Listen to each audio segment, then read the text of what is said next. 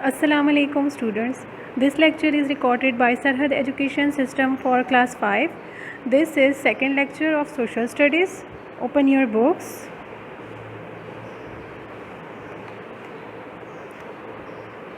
Open page number 6. So students first lecture में हमने discuss किया था लॉन्गिट्यूड और लैटिट्यूड के बारे में कि क्या होते हैं और किस बेसिस पर हम जो है वो लॉन्गिट्यूड और लैटिट्यूड में डिफरेंस कर सकते हैं। ठीक है, तो आज जो हमारा टॉपिक है वो है time and position with reference to longitude and latitude कि हमारे जो अर्थ का टाइम है और उनमें जितनी भी प्लेसेस हैं उनकी पोजीशन है वो लॉन्गिट्यूड और लैटिट्यूड के रेफरेंस से किस तरह लाई करता है। ठीक है, तो सबसे पहले हम इसमें टाइम का डिस्कस करेंगे, फिर हम पोजीशन पे आएंगे। ठीक है, तो ये जो हमारे पास पोजीशन होती है किसी भी जगह की, वो हमें लॉन्गिट्यूड और लैटिट्यूड दोनों को की मदद से जो है वो डिस्क्राइब करती है। ठीक है, तो टाइम क्या है? Time is described with respect to longitude only. It means कि पोजीशन लॉन्गिट्यूड और लैटिट्यूड दोनों को शो करेगी, जबकि टाइम जो है वो सिर्फ लॉन्गिट्यूड को डिस्क्राइब करेगी। ठीक है, तो हम सबसे पहले टाइम पे आ जाते हैं कि टाइम क्या है और उसको किस तरह से कैलकुलेट किया जाता है। So the longitudinal line located at 0 degree is called prime meridian. तो पीछे आपने पढ़ा होगा लॉन्गिट्यूडनल लाइन के बारे में कि उसकी जो 0 डिग्री है, ठीक है, 0 डिग्री को क्या कहा जाता है? प्राइम मेरिडियन कहा जाता है।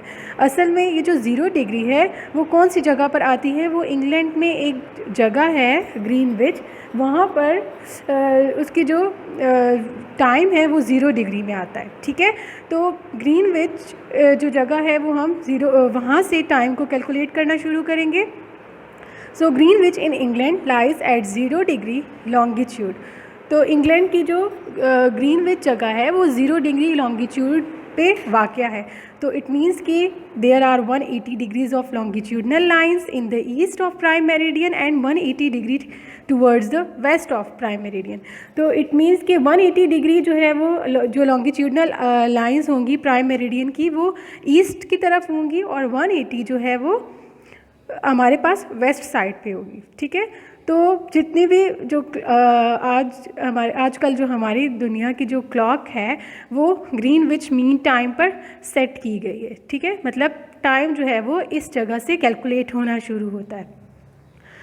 So all clocks are set according to the time at Greenwich known as Greenwich mean time, और इंटरनेशनल स्टैंडर्ड टाइम भी कहा जाता है इसको। ठीक है, so with reference to the longitude world time is divided into 24 time zones। तो total world time जो है वो 24 time zones में डिवाइड किया गया है उसको, जिसमें से 12 जो हैं वो ईस्ट में पाए जाते हैं और 12 जो हैं वो वेस्ट की साइड पे है ग्रीनविच के। तो स्टूडेंट्स ये ईस्ट और वेस्ट जिस जगह से कैलकुलेट हो रही है वो ग्रीनविच है। ठीक है, याद रखें कि हमारे वर्ल्ड का जो टाइम है वो इंग्लैंड में जो ग्रीनविच जगह है वहाँ से कैलकुलेट होता है। ठीक है, तो ग्रीनविच के ईस्ट में हमारे पास 12 जोन्स आएंगे और ग्रीनविच के वेस्ट में हमारे पास 12 टाइम जोन्स आएंगे। तो टोटल टाइम जोन्स हमारे पास 24 है। ठीक है, अब यहाँ पर आपको दिखाया गया है एक मैप।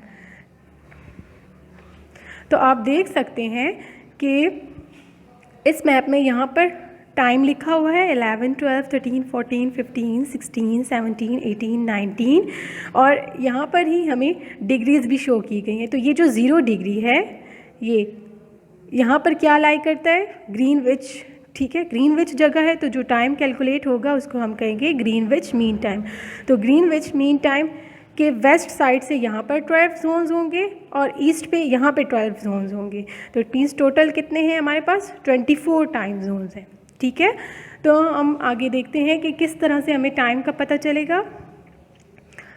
फॉर एग्ज़ाम्पल अगर हम मूव करते हैं ग्रीनविच से ईस्ट की तरफ मूव करेंगे तो जितना भी टाइम होगा वो ऐड होगा। ठीक है, जैसे पाकिस्तान अगर ग्रीनविच के ईस्ट में वाक़या है, अगर ग्रीनविच में 12 नून टाइम है तो हम ऐड करके जो पाकिस्तान का टाइम कैलकुलेट करेंगे वो 17 AM है। यहाँ से मैं आपको समझाती हूँ। देखें 0 डिग्री यहाँ पे जो टाइम है ग्रीनविच का वो 12 है। हमने अभी पढ़ा है कि अगर हम ग्रीनविच के ईस्ट की तरफ जाएंगे तो यहाँ पे जितना भी डिग्रीज़ होंगी वो ऐड हो जाएंगी, ठीक है। डिग्रीज़ जब ऐड होंगी तो हमारे पास टोटल टाइम आएगा उस जगह का। इसी तरह अगर हम 0 से वेस्ट में जाएंगे, मतलब ग्रीनविच मीन टाइम के वेस्ट में जाएंगे तो सब्ट्रैक्ट होंगी हमारे पास, ठीक है। कैसे? अब यहाँ पर इन्होंने पाकिस्तान का बताया, इस मैप में आप पाकिस्तान को ढूंढे, ये है हमारे पास, ठीक है। तो ये देखें ये कहाँ पर लाई कर रहा है, ये आ जाता है हमारे पास 5, इसकी डिग्री क्या है 5। तो इट मीन्स यहाँ पर अगर 12 है टाइमिंग तो +5 करेंगे, ठीक है। ऐड करना होता है ना जब हम ईस्ट की तरफ जाते हैं तो प्लस, क्योंकि ये 5 जो है वो इसमें 5 डिग्री पे लाई कर रहा है पाकिस्तान, तो 5 हम ऐड करेंगे, टोटल टाइमिंग हो जाएगी 17, ठीक है। तो हमारे पास जो टाइम आएगा, अगर दिन के 12 बजे हैं, ये देखें 13:1 को शो करता है, 14:2, 15:3, 16:4 और 17 जो है वो 5 को शो करता है। तो अगर ग्रीनविच में इंग्लैंड में दिन के 12 बज रहे हैं तो पाकिस्तान में क्या टाइम होगा, 5 बज रहे हैं, ठीक है, सुबह के 5 बज रहे हैं। इसी तरह अगर हम इसके वेस्ट में जाएंगे तो ये जो हमारे पास डिग्रीज़ हैं वो सब्ट्रैक्ट हो जाएंगी। Is it clear? तो इसका क्या मतलब हुआ कि टोटल वर्ल्ड क्लॉक हमारा ग्रीनविच से कैलकुलेट होता है, उसमें टोटल 24 जोन्स होते हैं, 12 जो है वो ईस्ट साइड पर और 12 जो है वो वेस्ट साइड पर। क्लियर? अब नेक्स्ट है हमारे पास पोजीशन हालत, जिसको हम उर्दू में कहते हैं कि मतलब जैसे आप लोग जहाँ रहते हो, जहाँ पर आपका घर है, तो वो किसी ख़ास जगह पर वाक़या है ना, उसका एक अपना स्पेसिफ़िक एड्रेस होगा। जैसे अगर आप किसी को घर आने की दावत देते हो तो आप उसको पहले अपना एड्रेस बताओगे कि आपका घर किस जगह पर वाक़या है, उसके बाद ही वो आपके घर आ सकता है। इसी तरह से हमारी जो अर्थ है वहाँ पर उस पर जितनी भी प्लेसेस हैं, हर एक का एक सिंगल पॉइंट है, ठीक है। तो every single point on the surface of the earth can be specified by the latitudes and longitudes. तो लैटिट्यूड्स और लॉन्गिट्यूड्स की मदद से हर अर्थ पर जितनी भी जगह है उनका जो है वो सिंगल पॉइंट या उसकी सतह पर जो भी पॉइंट्स हैं वो इसी से स्पेसिफाई किए गए हैं, ठीक है। अब by using latitude and longitude we can specify virtually any point on the earth. तो हम कोई भी पॉइंट जो है वो उसको स्पेसिफाई कर सकते हैं लैटिट्यूड और लॉन्गिट्यूड की मदद से। यहाँ इन्होंने एग्जांपल दी है कि Pakistan is located at 30 degree north latitude. Pakistan जो है वो 30 डिग्री नॉर्थ में वाक़या है लैटिट्यूड के, एंड 70 डिग्री ईस्ट लॉन्गिट्यूड, ठीक है।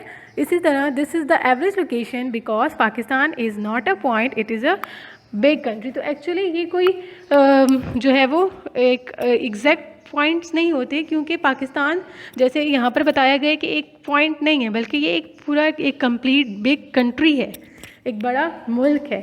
तो ये सिर्फ पोजीशन को फाइंड आउट करने के लिए इन्होंने ये बताया है हमें, ठीक है। नेक्स्ट है how to find the exact location of a country. किसी भी मुल्क की ख़ास लोकेशन हम कैसे फाइंड कर सकते हैं, कैसे जान सकते हैं।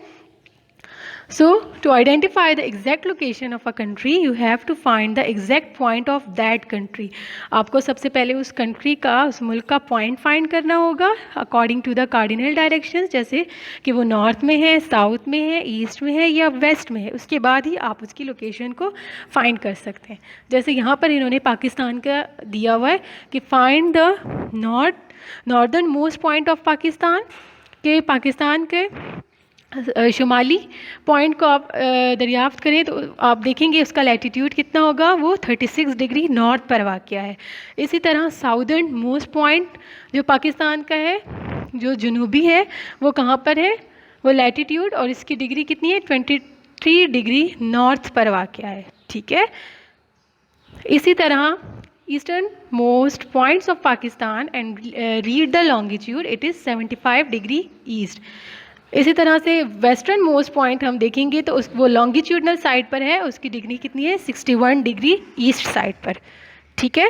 सो we can say that Pakistan is situated in the northern hemisphere, कि हम between 23 and 36.5 degree latitude and between 61 and 75 degree longitude. तो it means कि लैटीट्यूड में 23 और 36.5 डिग्री के दरमियान वाक़या है पाकिस्तान, और लॉन्गिट्यूडनली देखें तो 61 degree east and 75 degree east के दरमियान में वाक़या है। ठीक है, तो यहाँ पे हमने डिस्कस किया टाइम, पोजीशन, और हमने पढ़ा कि हम कैसे किसी भी कंट्री की लोकेशन को, पोजीशन को फाइंड आउट कर सकते हैं। अब नेक्स्ट में हमें इन्होंने पाकिस्तान की लोकेशन और इसकी इम्पोर्टेंस बताई है। ठीक है, तो पाकिस्तान जो है वो उसकी लोकेशन जो है वो बहुत इम्पोर्टेंस रखती है, क्योंकि ये कहाँ पर वाक़ है? It lies near the Persian Gulf where 65% of the world's oil is produced. कि ये एक पर्शियन गल्फ एक ऐसी जगह पर पाया जाता है जहाँ पर दुनिया का 65% ऑयल प्रोड्यूस किया जाता है। तो इस लिहाज से पाकिस्तान के लिए ये बहुत ही अच्छा है। तो Pakistan can play an influential role in the shipment of oil. तो इसके लिए पाकिस्तान उस ऑयल की शिपमेंट के लिए, उस तेल की शिपमेंट के लिए बहुत अहम किरदार अदा करता है। ठीक है, इसी तरह ईरान जो है, अगर उसका एक्स्ट्रा ऑयल अगर वो प्रोड्यूस कर रहा है और उसने एक्स्ट्रा गैस या ऑयल आगे कंट्रीज़ में बेचनी है, उसमें एक्सपोर्ट करनी है, तो उसको पाकिस्तान से गुजरना पड़ेगा। ठीक है, that is Iran is struggling to export its surplus gas and oil to eastern countries. India, Qatar, Pakistan and Turkmenistan pipeline projects also highlight the countries pivotal position. तो इट मीन्स कि यहाँ पर हमें ये बताया जा रहा है कि अगर पाकिस्तान के इर्द गिर्द ऐसे ममालिक मौजूद हों जो कि तेल की दौलत से माला माल हों, तो ये पाकिस्तान के लिए बहुत अहमियत के हामिल हैं। ठीक है, इसी तरह से हमें बताया गया है कि पाकिस्तान की इम्पोर्टेंस नेबर्स के थ्रू भी होती है। जैसे जो है अभी मैंने आपको बताया कि इर्द गिर्द ऐसे मुल्क हों जो कि कुदरती दौलत से माला माल हों, तो ये किसी भी मुल्क के लिए अहमियत रखती हैं। ठीक है, सो हमारे पास अब नेक्स्ट पेज है, पेज नंबर 8। यहाँ पर हमें बताया है कि पाकिस्तान जो है वो कहाँ पर वाक़या है? Is located in the middle of the energy rich and energy lacking countries. कि पाकिस्तान ऐसे मुल्कों के दरमियान में वाक़या है कि उसकी एक साइड पर जो है वो एनर्जी रिच कंट्रीज़ हैं, मतलब ज़्यादा ऑयल या पेट्रोल बनाने वाले, प्रोड्यूस करने वाले मुल्क हैं, और दूसरी साइड पर ऐसे कंट्रीज़ हैं जिनमें बिल्कुल ही ये तेल और ये जो गैस वगैरह है वो प्रोड्यूस ही नहीं होती। तो इन ममालिक के दरमियान में पाकिस्तान जो है वो लोकेटेड है। इसी तरह से Iran, middle east and Afghanistan, ये तीनों जो हैं वो गुड सप्लायर्स ऑफ एनर्जी हैं। ठीक है, यहाँ पर बहुत वाफिर मिकदार में ऑयल की प्रोडक्शन होती है, जबकि इंडिया एंड चाइना जो है वहाँ पर एनर्जी सोर्सेज नहीं है। तो इनके दरमियान पाकिस्तान वाक़या है, इससे पाकिस्तान को बहुत फ़ायदा हासिल है। तो इन जितने भी कंट्रीज़ हैं जिनमें ये एनर्जी रिच सोर्सेज नहीं पाए जाते, अगर उनको इस एनर्जी की ज़रूरत होती है तो वो जो है वो मिडल ईस्ट, अफ़गानिस्तान और ईरान से रब्ता करते हैं इस मामले में, लेकिन उनको वहाँ तक पहुँचने के लिए पाकिस्तान से गुज़रना पड़ता है। सो ये पाकिस्तान के लिए एक बहुत ही अच्छी जोग्राफियाई हिकमत अमली है कि वो कहीं गुना ज़्यादा जो है वो इस चीज़ से फ़ायदा उठा सकता है।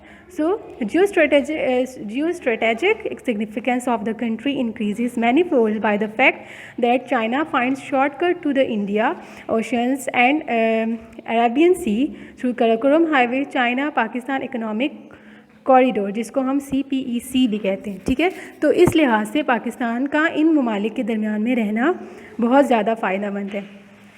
तो स्टूडेंट्स आज के लेक्चर को 2 to 3 टाइम्स रिपीट करें ताकि आपको समझ आ सके, और जितने भी हाईलाइटेड टर्म्स हैं उनको हाईलाइट कर लें और मीनिंग्स भी नोट कर लें। शुक्रिया।